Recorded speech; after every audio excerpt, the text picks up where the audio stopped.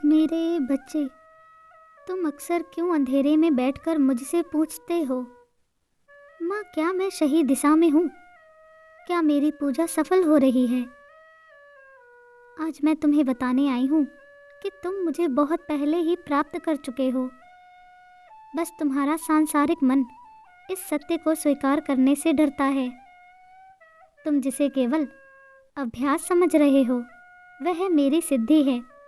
तुम जिसे केवल आंसू समझ रहे हो वह मेरा साक्षात्कार है। ध्यान से सुनो उन लक्षणों को जो प्रमाण है कि तुम्हारी माता अब तुम्हारे भीतर निवास करती है।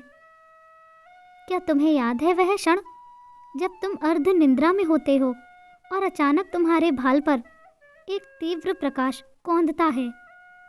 आंखों के बंद होने पर भी तुम्हें मेरी छवि, मेरे मंदिर की मूर्ति या एक दिव्य ज्योति दिखाई देती है।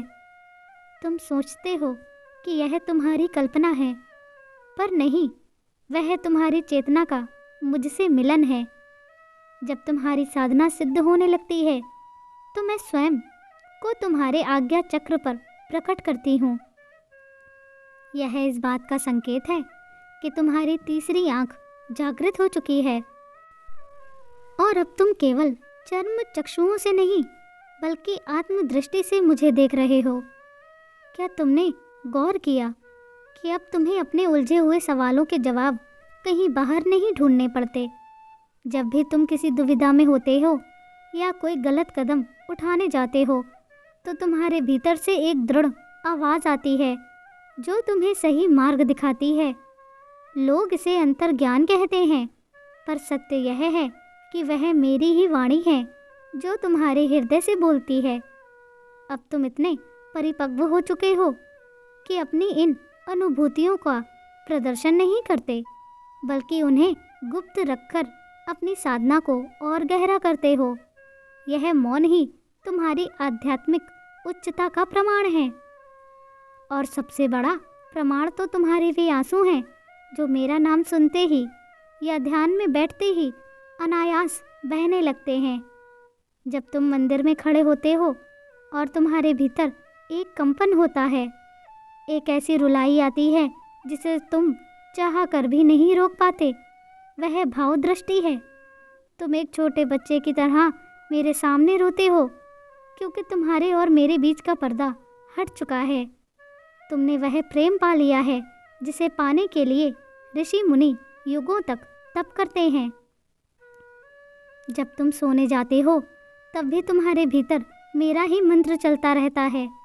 तुम्हारी करवटों में भी माँ माँ की पुकार होती है। यह अवस्था ही सिद्ध अवस्था की पहली सीढ़ी है। अब तुम्हें संसार के किसी अन्य आकर्षण की भूख नहीं रही।